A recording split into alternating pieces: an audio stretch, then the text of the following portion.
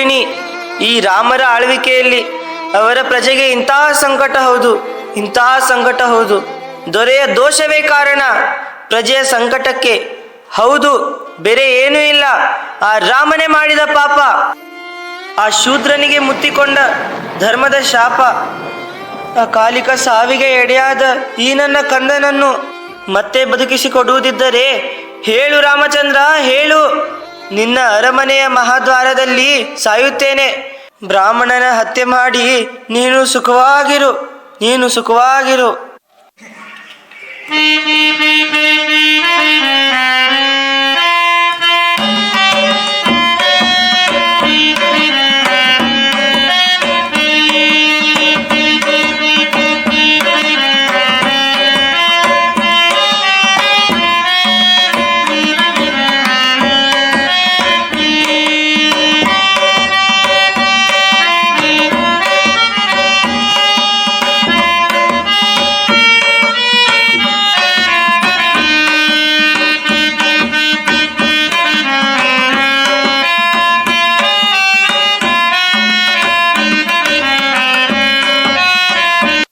ವಸಂತ ಪೂರ್ಣಿಮಾ ರಾತ್ರಿಯ ಪ್ರಶಾಂತವನ್ನು, ಈ ನನ್ನ ಅಯೋಧ್ಯ ನಗರದ ಶಾಂತಿಯನ್ನು ತನ್ನ ಕರುಳು ಕಥೆಯಿಂದ ಕದಡಿದ ಇವನು ಅಗಲಿದ ಅರ್ಧಾಂಗಿಯನ್ನು ನೆನೆಯುತ್ತಿದ್ದ ನನ್ನ ಸೀತಾಶೋಕವಷ್ಟನ್ನು ಬಡಿದೆಬ್ಬಿಸಿದ ಈ ದುಃಖಿ ಯಾರಿವನು?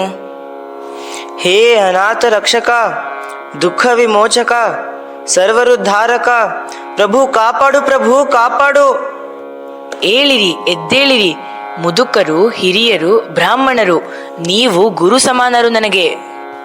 ಕಷ್ಟದಲ್ಲಿದ್ದವರು ಏನು ಮಾಡುತ್ತಾರೋ ಅದನ್ನೇ ನಾನು ಮಾಡಿದ್ದು ದಶರಥ